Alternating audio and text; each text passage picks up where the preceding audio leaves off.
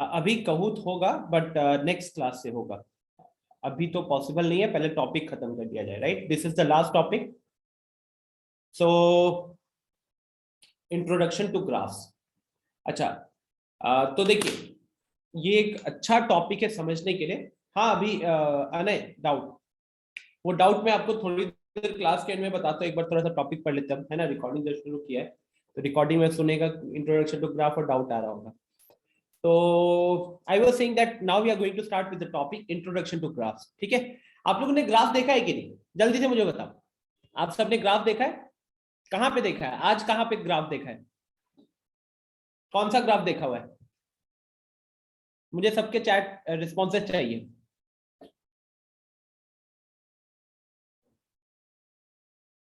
Class में देखा है, कोविड वाला चार्ट देखा है, वेदर का चार्ट देखा है, मैच का चार्ट देखा है। ओके, आप लोगों ने अपने क्या कहते हैं आचार्य गुरुकुल जो ऐप है हम लोगों का, उस आचार्य गुरुकुल ऐप में अपने स्कोर्स खोल के देखे होंगे तो वहां पे कुछ चार्ट दिखा था ना, वो लाइन वाला, है ना? ऐप में देखा होगा आप लोगों ने अपने परफॉर्मेंस को लेकर। पीयूष ने बोला है क्रिकेट, आदित्य कह रहा है क्रिकेट, है ना? तो वहां पे भी हमको चार्ट देखने को मिला था, राइट? अच्छा, ठीक है। और कौन सा चार्ट देखे हो? चेस का चार्ट, चेस चेस का चार्ट कौन सा होता है?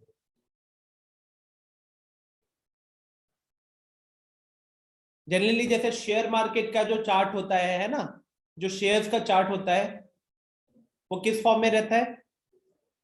वो रहता है लाइन चार्ट के फॉर्म में, है ना? बार चार्ट, बार ग्राफ रहता है। अच्छा, अभी ने बहुत अच्छा एग्जांपल दिया, पीटीएम वाला चार्ट। पीटीएम वाला चार्ट याद है ना? जितने लोग पीटीएम में आए थे आपको हमने क्या पकड़ाया था?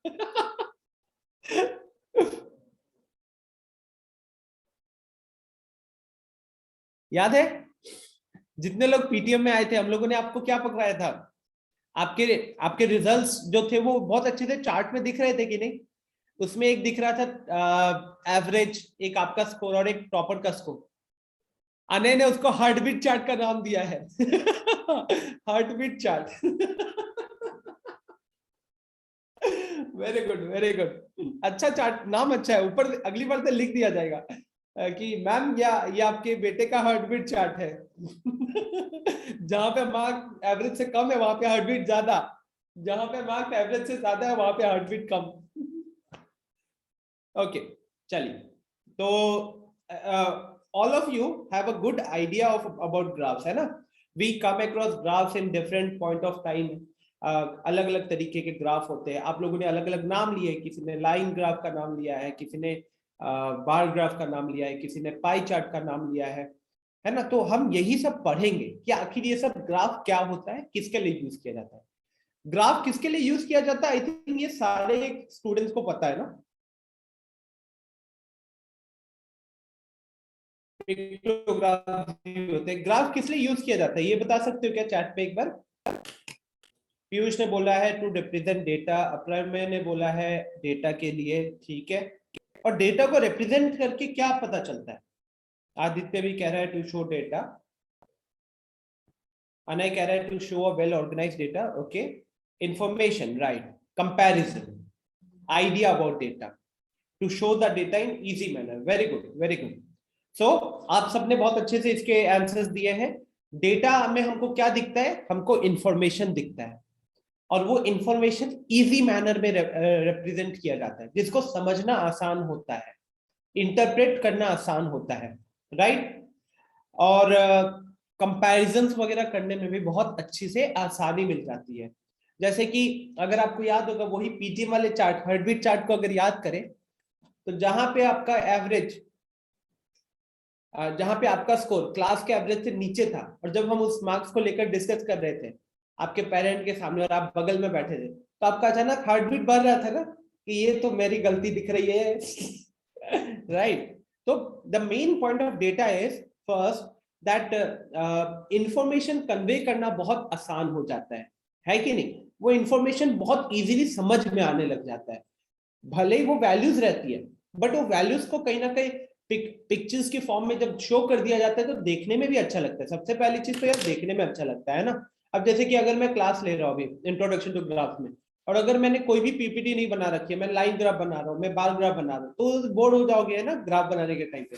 बट ऑलरेडी अगर बार ग्राफ दिख रहा होगा आपको अलग अलग कलर्स के साथ, तो आपको भी वो चीज देखने में अच्छी लगती है, इंटरेस्टिंग लगती है। एंड उससे फायदा क्या होता है, तो डेटा समझने में आसानी होती है, डेटा का कंपैरिजन करना बहुत आसान हो जाता है, राइट। चलो, तो हमारा टारगेट क्या रहेगा, graph. Graphs are visual representations of data collected. They often help us in showing the trend of the data. They are used in various fields and it is of immense help to the people. The purpose of drawing a graph is to show numerical facts in usual form so that they can be understood quickly, easily and clearly. There are many kind of graphs and each of them serves specific purpose. यहाँ पे कोई part में कोई दिक्कत, I think बहुत simple language में लिखा हुआ है। कोई ऐसा पार्ट जो आपको नहीं समझ में आया यहाँ पे बताओ।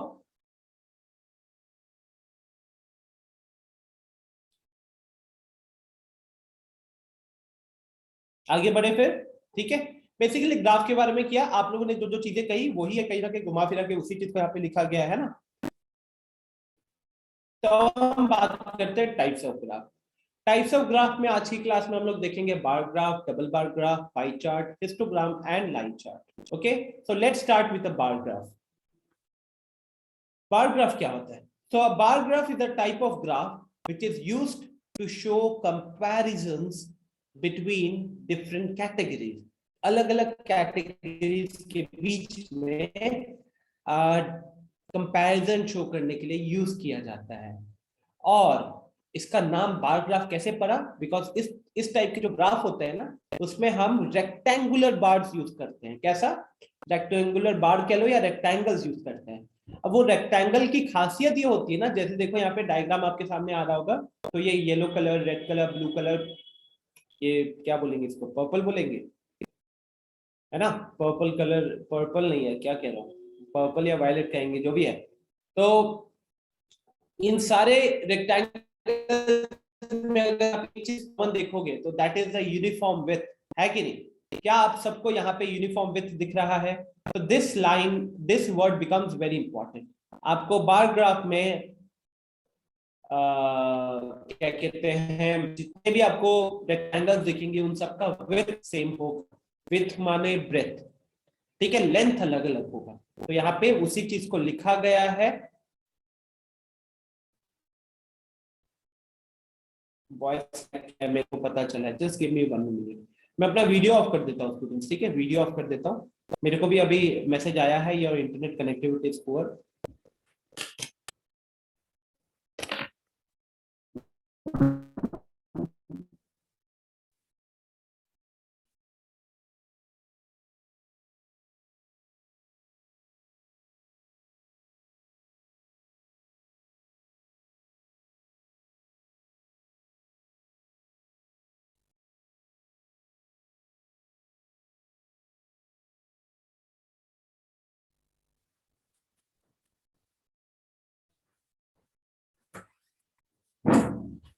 प्रॉब्लम हुआ है इंटरनेट का, उधर लगा।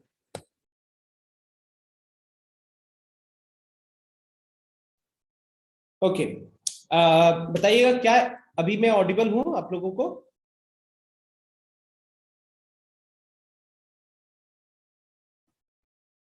ठीक है, ओके, परफेक्ट। मैंने अपना वीडियो ऑफ कर दिया, hopefully we should not face any problems anymore. Okay, so I was saying that bar graph is a type of graph which is used to show comparison between different categories. अलग अलग categories के बीच में comparison के लिए use किया जाता है। in this type of bar graph in this type of graph, bar of uniform width are used to represent different quantities and their height is proportional to their respective values. मतलब यहाँ पे students क्या मिलेगा आपको? आपको अलग अलग rectangles मिलेंगे, ठीक है।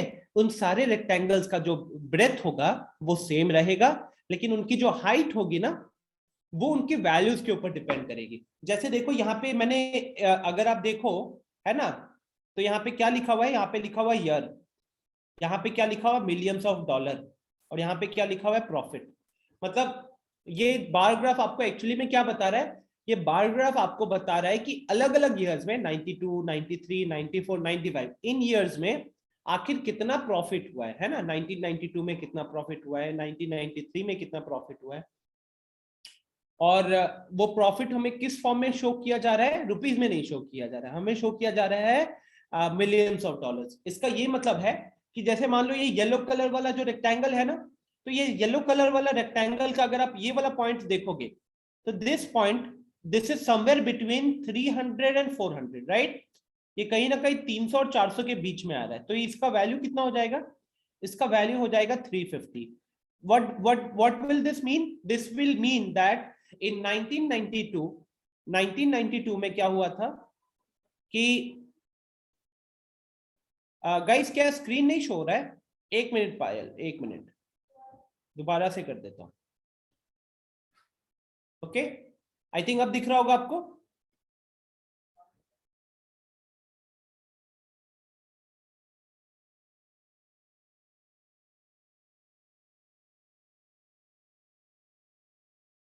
अब तो दिख रहा होगा ना सबको, अगर किसी को दिक्कत हो रही होगी तो।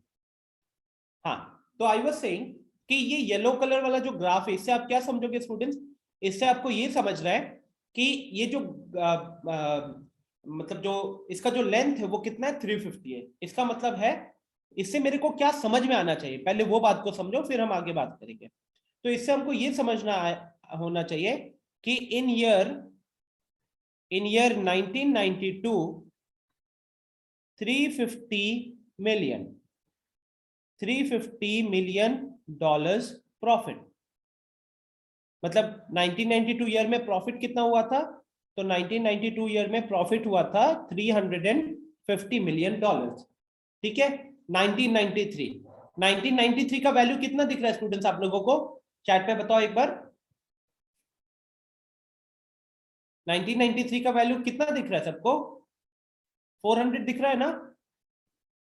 इसका मतलब क्या है कि ये अगर ऐसे देखो, कैसे देखोगे? तो आप इस लाइन से मान लो आपने एक पैरेलल बनाया एक्स एक्सिस के, तो ये पैरेलल लाइन कहीं ना कहीं यहाँ पे जाके टच कर रही है ना? यहाँ पे जाके टच कर रही है। तो इससे हम ये समझ जाएंगे दैट इसकी जो वैल्यू है, इसका जो लेंथ है, इसका लेंथ कितना होगा? इसका लेंथ होगा 400। इससे हम क्या समझेंगे? लैंग्वेज। तो इससे हम ये समझ पाएंगे कि 1993 वाला जो ईयर था ना, उस 1993 वाले ईयर में कंपनी को कितना प्रॉफिट हुआ? कंपनी को 400 मिलियन डॉलर्स का प्रॉफिट हुआ। ठीक है, कितना प्रॉफिट हुआ? 400 मिलियन डॉलर्स का प्रॉफिट हुआ। तो अब देखो स्टूडेंट्स, आपको ये समझना कितना आसान हो गया। अगर मैं वैल्यू नहीं भी देखूं, अगर मैं वैल्यू नहीं भी देखूं और मुझे सिर्फ इतना पता है कि ये जो रेक्टेंगल्स के जो लेंथ है यहाँ पे, ये उनके प्रॉफिट को शो कर रहा है, तो मैं क्लियरली देख सकता हूं कि जो रेड कलर वाला जो बार है वो आपका येलो कलर वाले बार के मुकाबले बड़ा है। इट मींस 1993 वाला जो ईयर है उसमें जो मुझे प्रॉफिट हुआ है वो 1992 वाले ईयर के प्रॉफिट से ज्यादा हुआ है। बहुत क्लियर है स्टूडेंट्स, राइट? अच्छा, फिर आते हैं 1994 पे। तो 1994 में और ज्यादा प्रॉफिट हुआ है, 1995 में उससे भी ज्यादा प्रॉफिट हुआ है, राइट? अब ये 94 में 550 दिख रहा है, 95 में 600 दिख रहा है। But the important thing is, क्या क्या हमको यहाँ पे ऑब्जर्वेशन मिला?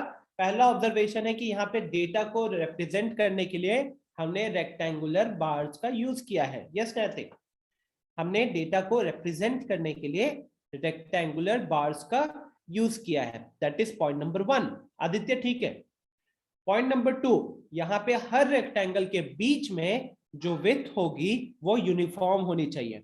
मतलब सॉरी, हर रेक्टेंगल्स का ब्रेथ सेम होना चाहिए। तो आप देखो, अगर ये वाला ब्रेथ x है, देखो अब हमें ये तो नहीं पता इसका ब्रेथ कितना है, बट एग्जांपल के तौर पे अगर ये x होगा तो इसको भी कितना होना पड़ेगा?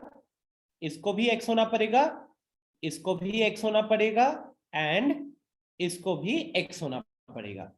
ठीक है, और यहाँ पे साइड में लिखा हुआ है कि आखिर ये चार्ट किस चीज को शो कर रहा है। So this is the bar graph which shows the profit of the company over different years. बताओ, कोई दिक्कत यहाँ पे किसी को भी? any problems in bar graph? समझ में आया क्या आप सबको? सबको समझ में आया क्या होता है बार ग्राफ? ठीक है, ये स्टेटमेंट्स हमको याद रखना पड़ेगा। अगर आपसे पूछा जाएगा what is a bar graph, तो आपको ये लिखना पड़ेगा। ठीक है, a bar graph is a type of graph which is used to show comparisons between different quantities. In this type of graph, bar of uniform width are used to represent different quantities and their height is proportional to the respective values. उसके नीचे आपको एक छोटा सा खुद से bar graph बनाकर इस तरीके से चार्ट बना देना होगा। ठीक है, I hope this is clear to everyone. चलो अब खुद देखो, ये चार्ट देख के अच्छा लग रहा है कि नहीं लग रहा? उसमें भी अलग अलग कलर कर दिया तो अच्छा लगा, है ना? तो ये फायदा होता है, इजी हो जाता है समझने के लिए भी, देखने में भी थोड़ा अच्छा लगता है। So final point, a bar graph shows comparison. A bar graph shows comparison among discrete categories. One axis of the chart shows the specific categories being compared. मतलब अगर आप नोटिस करोगे तो हम यहाँ पे क्या कंपेयर कर रहे थे? हम अलग अलग ईयर्स में प्रॉफिट कंपेयर कर रहे थे।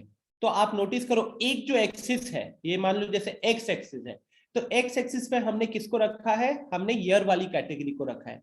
और वाई एक्सिस पे हमने क्या रखा हुआ है कि प्रॉफिट्स को रखा हुआ है $1,000,000 में। तो यहाँ पे वही चीज कह रहा है student, one axis of the chart shows the specific categories being compared.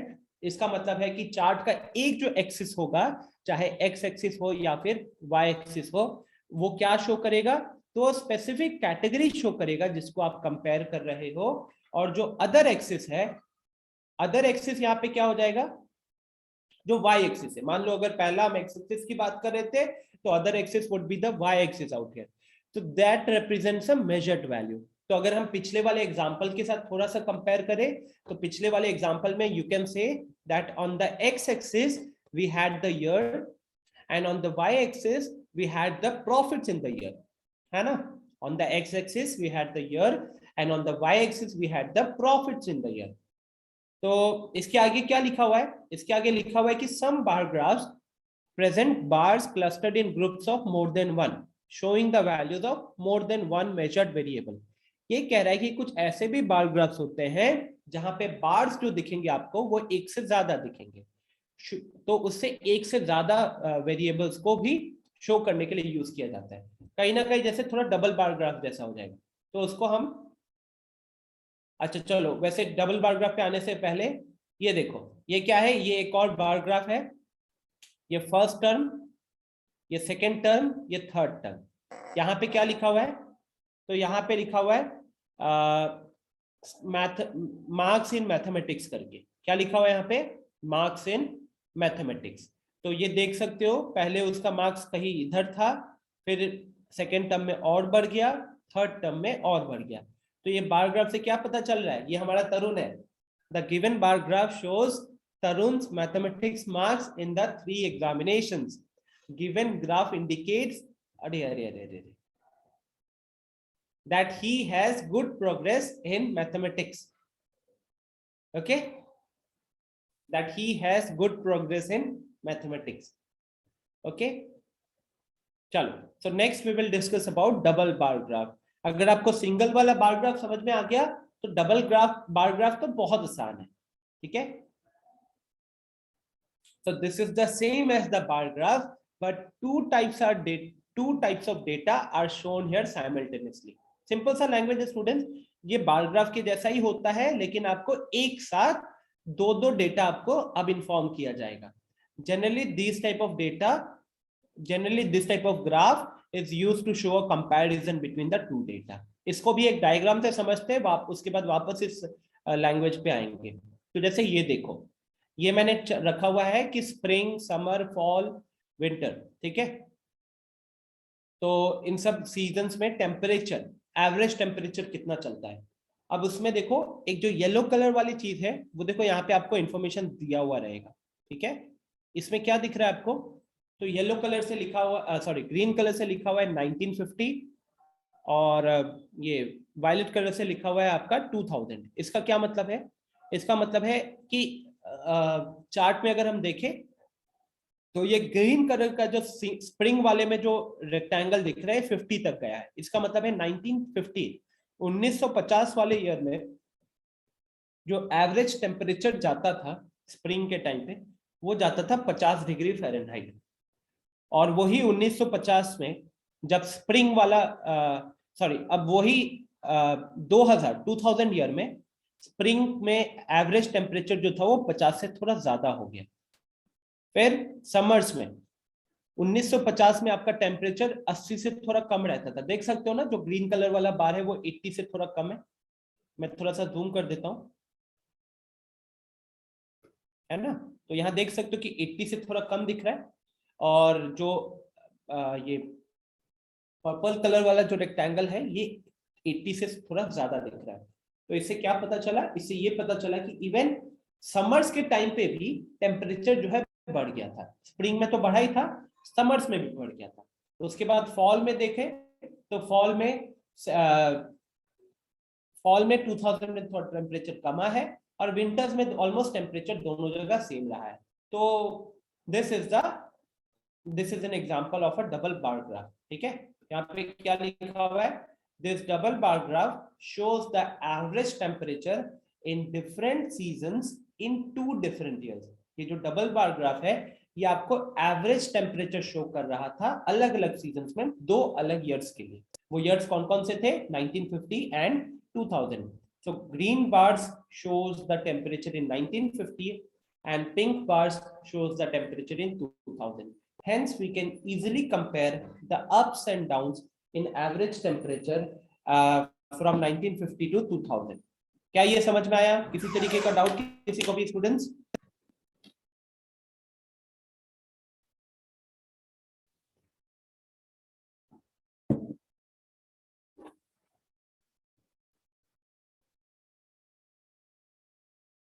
अभी तक क्या क्या पढ़े हम लोग? हम लोग पढ़े एक बार ग्राफ, फिर हमने पढ़ा दूसरा बार ग्राफ। बताओ, अगर मन में किसी भी तरीके का डाउट आ रहा है तो प्लीज क्लियर करो। किसी भी तरीके का अगर डाउट आ रहा है, रहा बात लिखने के लिए, तो स्टूडेंट्स देखो मैंने स्लाइड, अगर आपको एक नॉर्मली स्लाइड दिखाओ तो अभी ठीक ठाक स्लाइड्स प्रेजेंट है ना, जिसमें कि चार्ट बने हुए हैं और चार्ट को समझाना है कि इस चार्ट से क्या क्या चीजें पता चल रही है। तो आई वुड सजेस्ट कि आफ्टर द क्लास जब आपको ये स्लाइड अपलोड कर दूंगा मैं, तो आप फिर उसको वो कर लेना, मतलब कि उसके अकॉर्डिंग आप अपना नोट्स बना लेना। ठीक है, नहीं तो क्या हो जाएगा ना, अभी मैं अगर टाइम दूंगा, इतना पीपीटी बनाने में मेरे को टाइम लगा है, फिर यहाँ टाइम दूंगा तो टॉपिक जो है बहुत लंबा खींच जाएगा, 3-4 क्लास लग जाएंगे। अभिराज पूछ रहे हैं कि सर डबल से भी ज्यादा होता है ना, जैसे पीटीएम में था? बिल्कुल होता है, डबल बिल्कुल होता है। अभी ट्रिपल भी होता है। अगर आपको ज्यादा जरूरत है तो आप ज्यादा बार भी लगा सकते हो। ठीक है, शशांक कह रहे हैं कि sir periodic table single bar graph है। Periodic table single bar graph कहना गलत है, actually it's a combination of bars ना। इनफैक्ट वो कहीं ना कहीं थोड़ा हिस्टोग्राम जैसा हो जाएगा। ओके, एंड अल्टीमेटली शशांक वो बार ग्राफ वाले कैटेगरी में नहीं आएगा। श्रेया पूछ रही है कि मैक्सिमम कितना होता है। श्रेया एज सच यहाँ पे कोई मैक्सिमम बोलकर लिमिट नहीं है। मतलब आपको ऑब्वियस सी बात है, अगर आप कोई भी बार ग्राफ देखोगे तो मेनली या तो एक बार लगा रहता है सबसे ज्यादा, या 2, 3-4 भी बहुत रेयर दिखता है। बट मैक्सिमम का ऐसा कुछ है नहीं कि 10 के अंदर होना चाहिए, 5 के अंदर होना चाहिए, ऐसा कहीं मैंने नहीं देखा हुआ। आदित्य कह रहे हैं सर डबल बार ग्राफ फिर से समझा दीजिए। आदित्य देखो, सिंगल बार ग्राफ में हम क्या करते थे? कंपैरिजन करते थे ना। जैसे यहां अगर देखोगे तो इस वाले एग्जांपल पे आते, तो इसमें क्या था, एक एक ईयर में प्रॉफिट को कंपेयर किया गया था। यहाँ पे क्या हो रहा है? यहाँ पे हम टेम्परेचर को कंपेयर कर रहे हैं, लेकिन अब टेम्परेचर का जो कंपैरिजन चल रहा है वो 2 अलग अलग सालों के बीच में चल रहा है, 1950 एंड 2000। और उसमें भी उन साल को 4 अलग हिस्सों में डिवाइड किया गया है, अलग अलग सीजन में डिवाइड किया है, spring, summer, fall and winter. ठीक है, तो अपने को ये समझना है। आप खुद बताओ, मैं अगर आपको अनम्यूट करूं और आपसे पूछूं कि इस चार्ट को देख के आप क्या क्या समझो, मेरे को पहले वो थोड़ा बताओ। ये आपके सामने जो चार्ट है देख के क्या क्या चीजें आपको समझ में आ रही है? इसमें टेम्परेचर समर, फॉल और विंटर का, और 1950 से 2000 के बीच में जो ये स्प्रिंग, समर और फॉल विंटर है उसका कितना टेम्परेचर है। एग्जैक्टली तो आदित्य इतना पता चल रहा है ना कि स्प्रिंग के टाइम पे जो आपका 2000 जो पिंक वाला बार है वो ग्रीन वाले से ज्यादा दिख रहा है ना। Yes sir.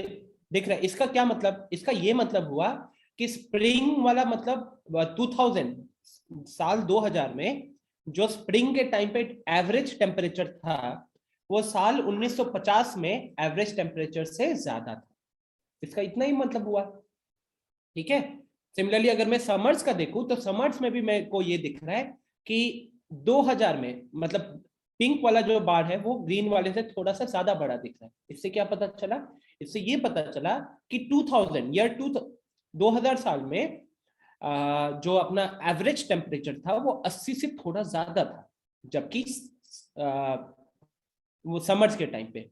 और जबकि अगर हम 1950 का समर्स देखें तो हमारा एवरेज टेम्परेचर 80 से थोड़ा सा नीचे था। तो इसका ये मतलब हुआ कि 50 साल में एक छोटा सा एनालिसिस ये दिख रहा है कि 50 साल में जो आपका एवरेज टेम्परेचर है समर्स में वो थोड़ा सा बढ़ गया है। आई बात समझ में?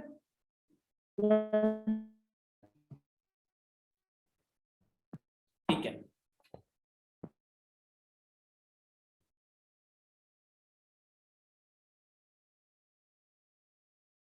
नयन पूछ रहा है कि इसका रियल लाइफ एप्लीकेशन। नयन, रियल लाइफ एप्लीकेशन आपके सामने जो दिख रहा है, isn't this a real life application? या फिर अगर आप क्रिकेट देखते हो नयन, ऑब्वियसली देखते होगे, है ना? तो आपने जरूर देखा होगा इस तरीके से डे वन, है ना, day one in south Africa, India. Day real life application यही है नयन कि मैंने डेफिनेशन क्या लिखवा है, जो डेफिनेशन लिखवा है वही रियल लाइफ एप्लीकेशन है। Definition is the same as the bar graph, but two types of data are shown simultaneously. And generally, this type of graph is used to show a comparison between the two data. तो मान लो कोई भी दो data को अगर आप compare करना चाहते हो, है ना, अलग अलग पैरामीटर्स पे, तो आप डबल बार ग्राफ का यूज कर सकते हो। अभी कह रहा है पीटीएम में था ना रियल लाइफ एप्लीकेशन। कह रहा था सो सिंपल पीटीएम रिजल्ट। ठीक है। अगर आप ऐसे देखो तो जैसे ये हमारे नयन और अनय तो साथ में बैठते हैं, तो ऐसा हो सकता है कि मैं एक छोटा सा कंपैरिजन करता मार्क्स वगैरह के। ये मैं लगा देता मैथ्स के, ये अनय हो गया, ये नयन हो गया। उसके बाद फिर मैं केमिस्ट्री के लिए ऐसा कर देता, इस तरीके से पढ़ा था। तो ऐसे ये दिख जाता कि आखिर कौन किस सब्जेक्ट में अच्छा है ना, कौन किस सब्जेक्ट में अच्छा है। वो सिंपल सा कंपैरिजन हम कर पाते। तो ये सारी चीजें तो आप डबल बार ग्राफ के हेल्प से बहुत आसानी से कर सकते हो ना। ठीक है, चलो बढ़ते हैं आगे। नेक्स्ट पाई चार्ट। पाई चार्ट सुनने के साथ साथ क्या दिमाग में आता है?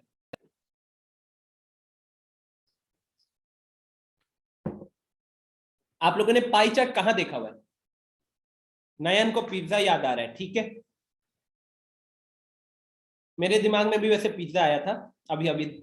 और कहाँ पे देखा आप लोगों ने पाई चार्ट? लोटो चोको पाई। ओके।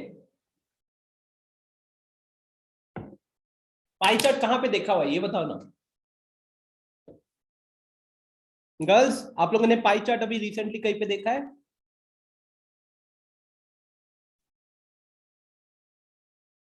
बॉयज का तो रिस्पॉन्स आ रहा है, गर्ल्स लगता है आज सो रही हैं। सिद्धि ने बोला है सर बुक में ही, एसएसटी बुक। अनय ने देखा है सैलरी पेमेंट में। सैलरी पेमेंट में कैसे? क्लॉक। ऋषभ ने कहा इलेक्शन। आयुष कह रहा है बुक। श्रेया कह रही है बुक। आदित्य कह रहा है टीवी चैनल। आकांक्षा कह रही है बुक में।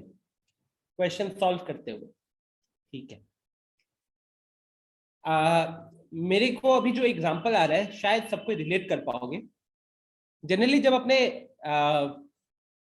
जो बैट्समैन वगैरह है, ठीक है, सेंचुरी वगैरह मारते हैं या हाफ सेंचुरी मारते हैं, तो आपने देखा होगा कि एक रुको, आई विल जस्ट शो। कहाँ गया कहाँ गया?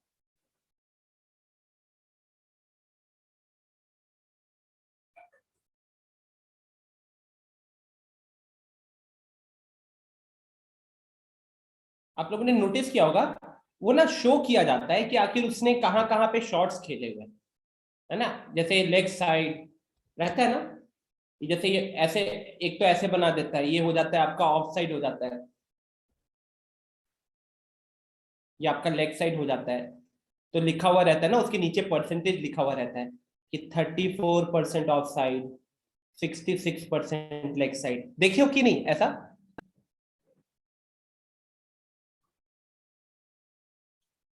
गर्ल्स, आप लोगों ने देखा है?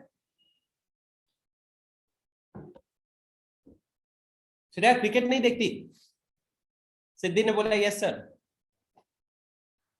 तो देखो वहां पे हम बहुत अच्छे से समझ पाते हैं ना।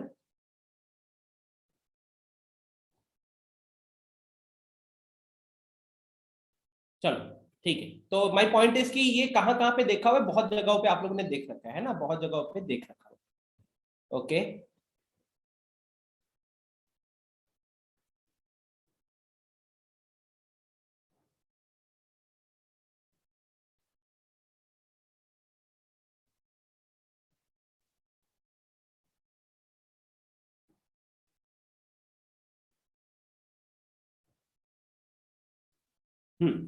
तो डेफिनेशन आपके सामने स्टूडेंट्स। अब पाई ग्राफ कहो या पाई चार्ट कहो, is use to compare parts of a whole, is use to compare parts of a whole. Parts of a whole का मतलब क्या होता है? तो जैसे पिज्जा हो गया, जब पूरा पिज्जा आपके सामने आता है, ठीक है, जो पूरा पिज्जा मतलब उसमें अगर वो पिज्जे 6 पीसेस में थे तो 6 के 6 पीसेस दिख रहे हैं, अगर 4 थे तो 4 के 4 दिख रहे हैं, अगर लार्ज पिज्जा लाया है जिसमें 8 पीसेस दिख रहे हैं तो 8 के 8 हो। तो दैट एंटायर सर्कल, उस पूरे सर्कल को वहां पे होल बोला जाएगा। अब उसी सर्कल का अगर कुछ हिस्सा निकाला जाए ना, उसी सर्कल का कुछ हिस्सा निकाला जाए तो उसको क्या कहा जाएगा? उसको कहा जाएगा पार्ट्स। ओके, उसको कहा जाएगा पार्ट्स। तो आर्यन कह रहा है sir how to draw pie chart pie protector. Aryan वैसे तो मैं आपको ये चीज एक्सप्लेन करूंगा। You can draw pie chart with the help of protector. You will need a compass, because first of all you will have to draw a circle, right? After you draw a circle, then to divide the circle you will need protector, but पहले तो आपको एक circle बनाना पड़ेगा। तो वो वाला part पे आएंगे स्टूडेंट, पहले अपन समझते हैं कि पाई ग्राफ क्या होता है, इसके इसका ग्राफ में क्या कैसा कैसा शेप दिखता है ना, तब जाकर हम थोड़ा सा आसानी से चीजों को अप्लाई कर पाएंगे। So a pie graph is used to compare parts as a whole. The circle represents a whole. A full circle has 360 degrees. ये चीजें सबको पता है। In a pie chart, the arc length, ये वाला लाइन बहुत इंपॉर्टेंट हो जाता है। In a pie chart, the arc length is proportional to the quantity it represents. इस pie chart में जो आपका arc का length होता है ना हर स्लाइस का, वही आपका प्रोपोर्शनल होता है क्वांटिटी इट रिप्रेजेंट्स। इसका क्या मतलब हुआ?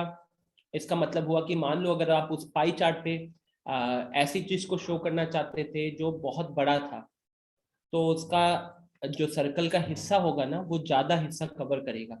जैसे यहाँ पे देखो, ये पाई चार्ट क्या शो कर रहा है? ये पाई चार्ट शो कर रहा है, in this pie chart it shows the percentage of viewers watching different types of TV channels. तो अलग अलग टाइप के चैनल्स होते हैं ना, एंटरटेनमेंट वाले, कार्टून हो गए, मूवीज वाले हो गए, इंफॉर्मेटिव हो गए, नेशनल ज्योग्राफिक वगैरह, न्यूज वाले चैनल्स हो गए, और फिर स्पोर्ट्स वाले चैनल हो गए।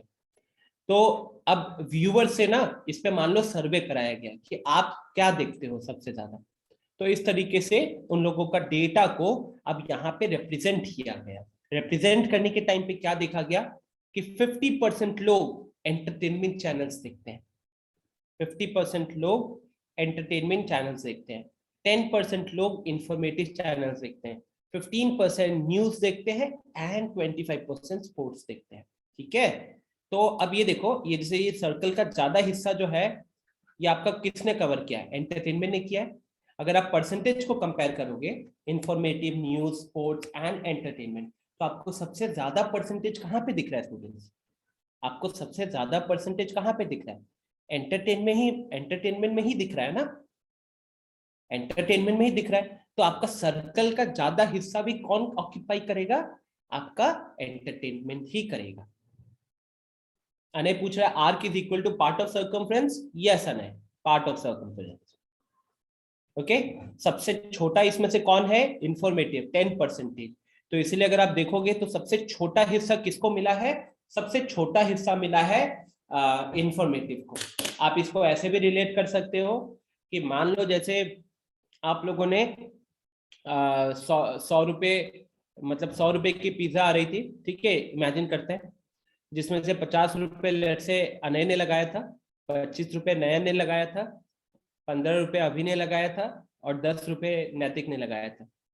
तो अब जो पिज्जा आएगा उस पिज्जा को किस ऑर्डर में खाएंगे ये लोग? तब इक्वल डिवीजन नहीं होगा। अनय बोलेगा मैंने आधा रुपया मैंने दिया है तो आधा पिज्जा तो मैं खाऊं, ठीक है, तो वहां पे वो आधा पिज्जा वो लेके जाएगा। उसके बाद जो बचा 50% है उसमें से नयन ने फिर 25 रुपए दिए थे तो नयन लेके जाएगा। ये देखो चैट में ये लोग कह रहे हैं नयन पिटाई खाएगा आधा लेके गया तो छीन लेंगे। एनीवे, अब मैं कह रहा सर इसका ये मतलब हुआ कि आर्क लेंथ ये शो करता है कि पिज्जा में कौन सा पार्ट ज्यादा खाएंगे। यस अप्रमेय, आप ये कह सकते हो। आर्क क्या होता है जानते हो Aprameya? Arc is basically the part of the circle. जैसे ये बाउंड्री दिख रहा है, what is this? This is your circle ना, सर्कल का बाउंड्री है ना। तो अगर मैं इतने को देखूं ना, जो मैंने रेड कलर से जो बाउंड्री को टच किया, this is known as arc of a circle. क्या है ये? This is known as arc of circle, ठीक है, आर्क ऑफ सर्कल। क्लियर है ये चीज? ऐसे समझो, आपने चूड़ियां देखी है, जिनको भी आर्क समझने में दिक्कत हो रहा है, आई थिंक सब लोगों ने चूड़ियां देखी है। गर्ल्स आप तो चूड़ियां पहनते हो, तो जो पूरा चूड़ी का शेप होता है वो किस शेप में होता है बताओ? अगर मैं सिर्फ 2D के पॉइंट ऑफ व्यू से देखूं, so what is the shape of that bangle? It's a circle, right? It's a circle.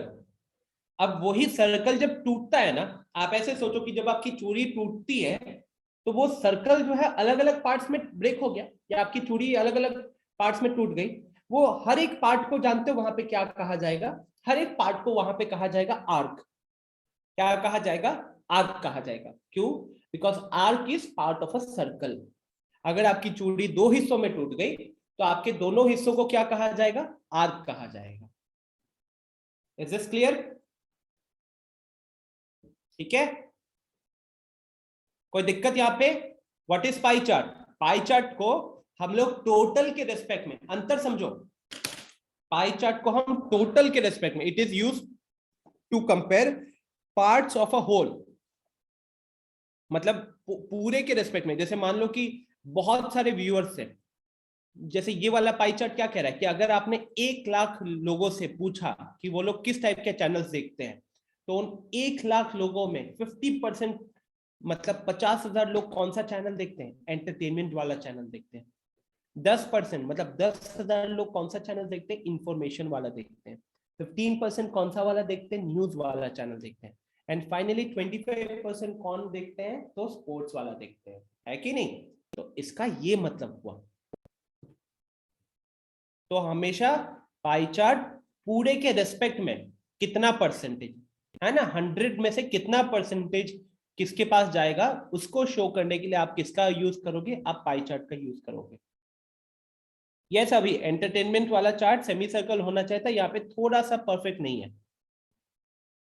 Yes Aditya Kumar Yadav, सबसे इंपॉर्टेंट लाइन यही है, pie graph is used to compare parts of a whole. सबसे important part students इस पूरे definition का ये वाला होने वाला है, ठीक है, सबसे इंपॉर्टेंट। तो इस चीज का ध्यान रखिएगा। क्लियर? आप ऐसे भी देख सकते हो कि मान लो जैसे एक कंपनी में या फिर इसको बहुत तरीके से दिखा सकते हैं। लेट से आपकी एक शॉप है, ठीक है, आप उस शॉप पे 5 आइटम्स बेचते हो या 10 आइटम्स बेचते हो, ABCDEFGHIJ, 10 अलग अलग आइटम्स बेचते हो। आपने पूरे साल में जितने की सेलिंग की है ना, जितनी आपने सामान बेचे हैं, तो आप उसमें से ये एक डेटा बना सकते हो पाई चार्ट पे कि आखिर कितना प्रतिशत रेवेन्यू आपको कौन सा प्रोडक्ट से आया है। मान लो कि उसमें प्रोडक्ट ई जो है, अगर आपने पूरे दिन में 10,000 रुपए की सेलिंग की है और उस 10,000 की सेलिंग में से आपने देखा कि 22,000 की जो सेलिंग है वो आई है सिर्फ प्रोडक्ट ई से। तो जब आप सर्कल बनाओगे और उसमें पाई चार्ट प्रॉपर ड्रॉ करोगे तो आपका 22% सर्कल का हिस्सा कौन कवर कर लेगा? वो प्रोडक्ट ई कवर कर लेगा। ठीक है, क्या ये स्टेटमेंट समझ में आया सबको? क्या फाइनली ये पॉइंट समझ पा रहे हो कि पाई ग्राफ का यूज हमेशा किस लिए किया जाएगा? तो पूरे के रेस्पेक्ट में कंपैरिजन के लिए किया जाएगा। Always to compare parts of a whole, जहां पे आपका जो सर्कल है वो पूरा होल होगा यहाँ पे। ठीक है, बढ़े आगे फिर, कोई दिक्कत यहाँ पे?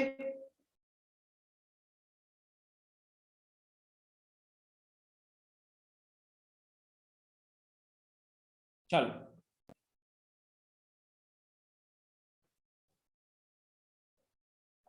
तो एक और पाई चार्ट है, समझते हैं इसमें क्या दिया हुआ है। तो लिखा हुआ है the pie chart below is used to represent people's choice of laptop brand. लोगों का चॉइस क्या है लैपटॉप के ब्रांड्स को लेकर। The circle as a whole here is represented by all the people who took part in the survey. इसका मतलब है हुआ कि ये जो पूरा का पूरा सर्कल है ये कौन लोग हैं? तो ये वो सारे लोग हैं जिन्होंने सर्वे में पार्ट लिया था। ठीक है, जिन्होंने सर्वे में पार्ट लिया था। Since it is a whole, sum of all the percentage in a pie graph must add up to 100%। जैसे पिछले वाले में भी अगर आप देखोगे स्टूडेंट, तो पिछले वाले में एंटरटेनमेंट का 50%, स्पोर्ट्स का 25%, न्यूज का 15% एंड इंफॉर्मेटिव का 10%। ये टोटल ऐड करोगे तो कितना बनेगा? 50% प्लस 25% 75 हो गया, प्लस 15% 90% हो गया, प्लस 10%। तो फाइनली ये टोटल कितना हो गया?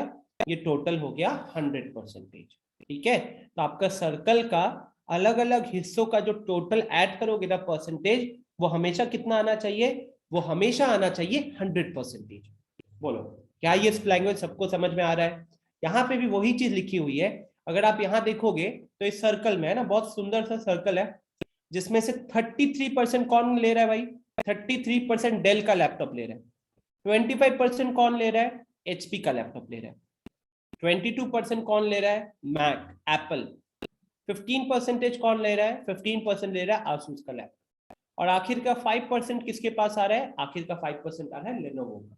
ठीक है, तो देखो यहाँ पे आपको इंफॉर्मेशन क्या पता चला हमको? देखो, अगर ध्यान से ऑब्जर्व करोगे तो यू विल रियलाइज कि हमको ये नहीं पता चल रहा है कि कितने लोगों का सर्वे किया गया। क्या आपको यहां से ये पता चल रहा है कितने लोगों का सर्वे किया? एग्जैक्ट नंबर ऑफ पीपल पता चल रहा है क्या? बताना एक बार जल्दी से।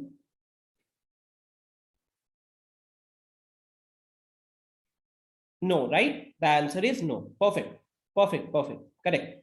हमको ये नहीं पता चल रहा है कि कितने लोगों के ऊपर सर्वे करवाया गया है। लेकिन आप ये जरूर कह सकते हो कि अगर 100 लोगों के ऊपर सर्वे कराया गया था तो उन 100 में से 33 लोगों ने बोला कि वो डेल का लैपटॉप चलाते हैं, 25 लोगों ने बोला वो एचपी का लैपटॉप चलाते हैं, 5 लोगों ने बोला लिनोवो चलाते हैं, 15 ने बोला आसूस चलाते हैं, और 22 ने बोला मैक चलाते हैं। है ना? इतना तो समझ पा रहे हैं ना? और यही अपना पाई चार्ट का इंटेंशन है। पाई चार्ट का इंटेंशन यही है कि जितने लोगों का सर्वे हुआ, वो जो होल था, होल यहाँ पे कौन हो जाएगा? वो सारे लोग जिनका सर्वे किया गया, उनमें से कितने प्रतिशत लोगों को कौन कौन सी चीज अच्छी लग रही है, ये हमको बताता है। तो यहाँ पे भी ऊपर वही लिखा हुआ है, the circle as a whole here is represented by all the people who took part in the survey. यहाँ पे सर्कल क्या होगा? तो सर्कल रिप्रेजेंट करेगा उन सारे लोगों को जिन्होंने सर्वे में पार्ट लिया है। ठीक है, तो आई थिंक पाई चार्ट का आइडिया क्लियर हो चुका होगा आप सबको। अब आते हैं हिस्टोग्राम्स के ऊपर। कितना टाइम बचा हमारे पास? We have 7 minutes. चलो देखते हैं जल्दी से हिस्टोग्राम कवर कर सकते हैं कि हम लोग। आई थिंक हो जाएगा। हिस्टोग्राम पे एंड कर देंगे, लाइन ग्राफ हम नेक्स्ट क्लास में डिस्कस करेंगे। अनय पूछ रहा है, Ashish sir do you use Asus का लैपटॉप? नहीं यार, मेरे पास तो एसर का लैपटॉप है। आजकल कोई एसर नहीं चलाता है। वैसे कंपनी की तरफ से मिला हुआ था मुझे दिल्ली में, तो 3 साल से यही लैपटॉप चला रहा हूँ।